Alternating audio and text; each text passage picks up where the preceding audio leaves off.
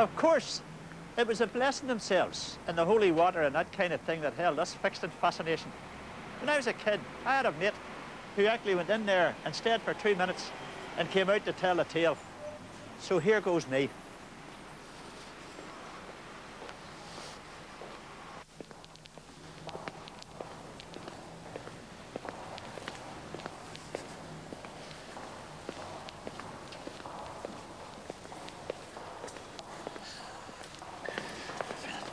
Thanks, Fred. Sam, fancy me in a place like this. It's very Roman and holy for me. Maybe so, but it's a beautiful church. Listen, Fred Heatley, you've done the history of this church. You're the historian for the church. Tell me about it. Well, this is the second church in this site. The original one was built in 1815, and it proved eventually too small for the Catholics of Belfast. So in 1870s it was taken away and this church built in its place. Well, and didn't the Protestant population help in the funding of this? Very much so. In the original church, they subscribed about a third of the costs, and it was traditional at the time in Belfast. Protestants did the collection at their first mass.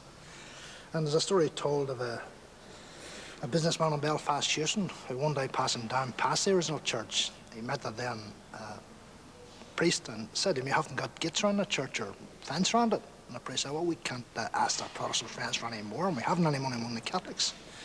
So this individual went and got the gates and so on erected. And he come from the House of Orangefield over in East Belfast. Rather unique connection, Orangefield connected with Catholic Chapel.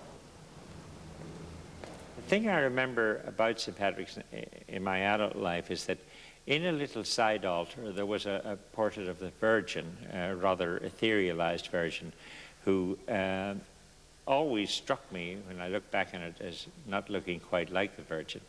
And my father then said one day at dinner that this was Lady Lavery, and she was the wife of Sir John Lavery, who actually I think was born in Belfast and perhaps he was even born in St. Patrick's Parish. He was a very big society, English society portrait painter at the time, and here was this very elegant lady, very 30s or 20s, whatever she was. And she was the Virgin Mary. So, of course, this may have been beginning of the destruction of my faith, because I began to say, I mean, the Virgin Mary is Lady Lavery. How can this be? Walking through Carrickhill in those days and through Carrickhill Court and Coaches Street and so on, you would have thought you were going back 100 years in time, even from our day. The conditions were so terrible. Oh, primitive, absolutely. Yeah. And yet, I wonder, were they a happier people then, Sam, no? I don't think it, because they were suffering terribly, not only from overcrowding, but disease as well. That's true, yes. Losing their children at early At early years, yes, at early birth. Yeah, that's true. Around all this was a very poor area. Right over there in Tigers Bay, among the really disadvantaged Protestants, they were in the same pickle, you know. Oh, absolutely. Because I had no brothers in the shipyard, and I had no uncles in the Mackey's foundry or anything. That's right. There was a closed shop as well to get them into the docks and things like that. There was no way you could go down and see any chance of getting a job down. No way.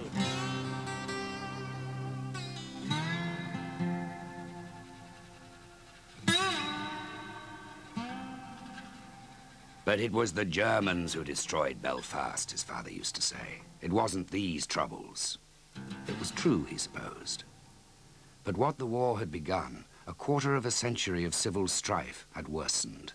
So that now, beneath the new motorways which cross the city like slash marks on a map, the old heart of Belfast, those thousands of small dwellings which housed people whose highest ambition was a job in a shipyard or a mill, lay in a continuing plague of poverty, decaying without hope.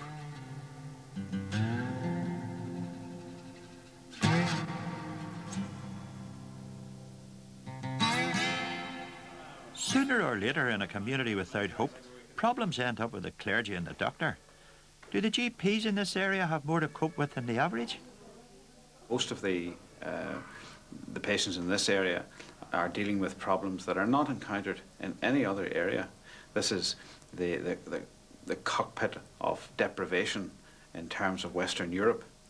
Very high unemployment, very poor housing,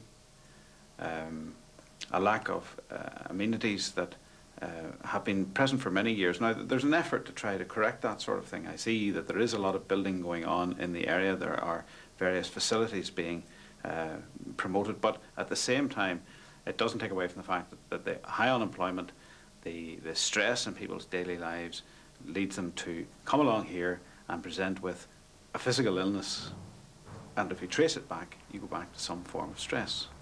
When a young fellow is brought up through school and then he leaves school and he goes to look for a job, and there is no job, and he keeps applying and he doesn't get anywhere, so what does he do? He loses heart.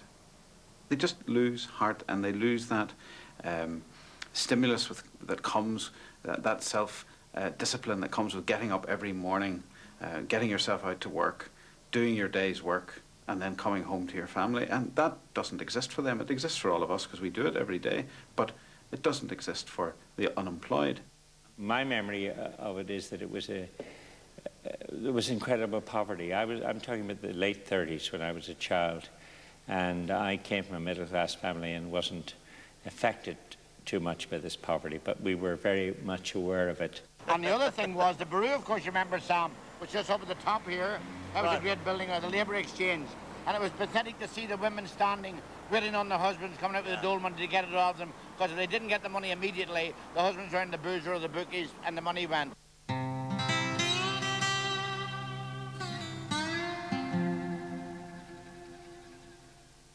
It was a terrible thing that we had absolutely no contact with Protestants. My father would rather patronize a bad Catholic baker than a good Protestant one, because it wouldn't look right for him to.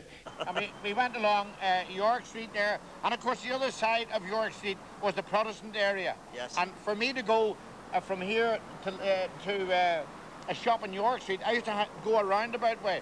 I used to have to go up along Corporation Street and round the back, because the Moores and the Shermans, they were Protestants.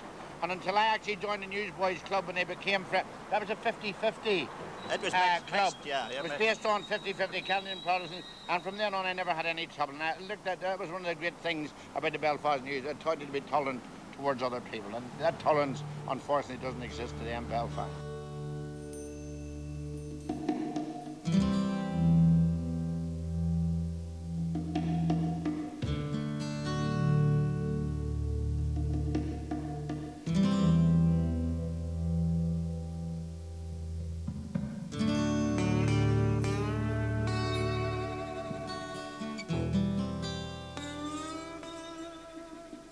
One of the very sad aspects of the Troubles over the past 20 years or so has been the polarisation that's taken place, which has separated the Tigers Bay and places like New Lodge Road completely. And it's been very, very hurtful and very painful to see the kind of sectarian violence that has been taking place over the years, almost nightly, on the interface, as they call it, on Duncairn Gardens. And it's hard to see any immediate solution to that particular problem. I find it very depressing.